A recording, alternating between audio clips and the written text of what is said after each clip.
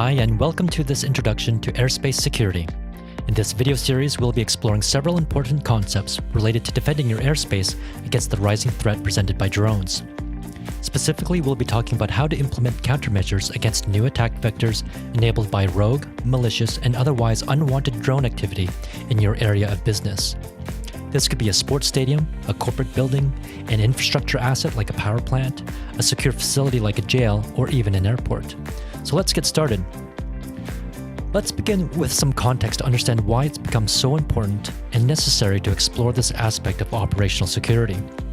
Drone technology has followed a path shared by many other consumer electronic devices. They've become more accessible and capable than ever.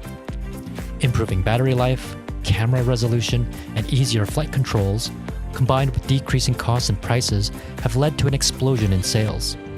In fact, DJI, the leader in the consumer drone space, saw their sales triple every year in the years between 2009 and 2014. And so while there are a growing number of positive applications of drones in the consumer, commercial, and industrial spaces, drones have also created a new class of security concerns for businesses across the globe.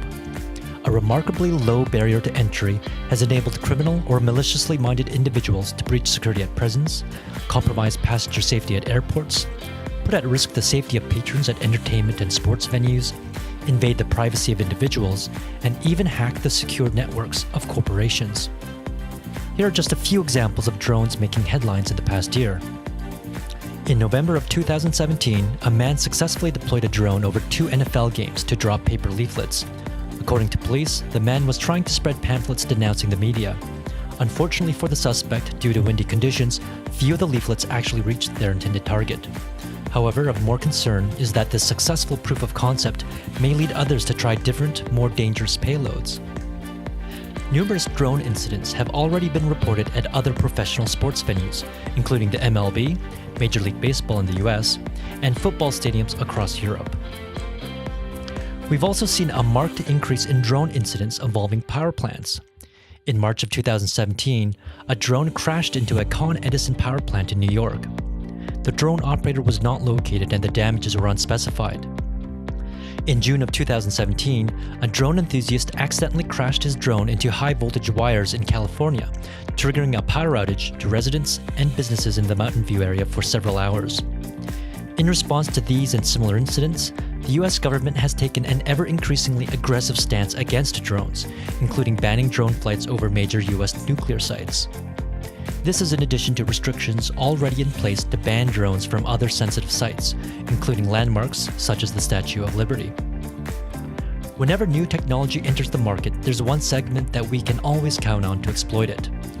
Criminals, of course, have been quick to exploit the low cost and low risk of deploying drones to smuggle drugs, weapons, mobile phones, and other contraband into prison facilities around the world.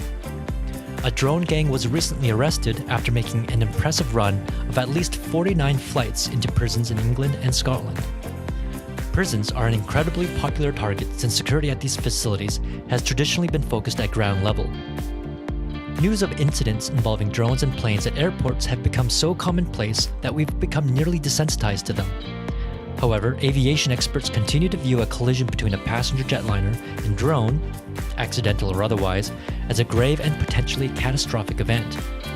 As the payload capacity of drones continues to increase, for example, we're seeing drones capable of transporting humans, the corresponding threat to aircraft and passengers also increases. All of these incidents exemplify the need for an effective airspace security strategy. And so ultimately our aim with this series of videos is to help you get started. In our next video, we'll begin diving into the details, beginning with a primer on payloads. What exactly is a payload, and how can they be used to compromise your security? We've already mentioned some examples in this video with the smuggling of contraband into prisons.